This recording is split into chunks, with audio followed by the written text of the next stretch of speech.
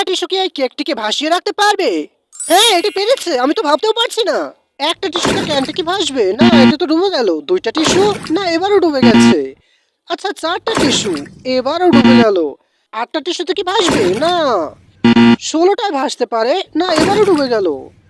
এবার ৩২ টা। ৩২ টায় কিছুটা ভেসেছে মানে ৬৪ টাতে নিশ্চয়ই ভাসবে।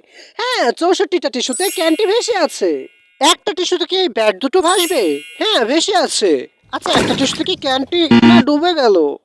২ টা টিস্যু এবারও ডুবে গেল। আমার মনে হয় আগের ক্যানটির মতোই টিস্যু লাগবে। ৪ টা টিস্যুতেও ভাসলো না। ৮ টা টিস্যুতেও ডুবেই গেল।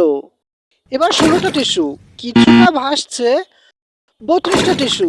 হ্যাঁ, আগেরটার মতো ৬৪ টাই লাগবে। ৬৪ টা টিস্যুতে ক্যানটি ভেসে আছে। এবার দেখা যাক একটা টিস্যু এই ব্রাশটিকে ভাসিয়ে রাখে কিনা। হ্যাঁ, এটি ভেসে আছে।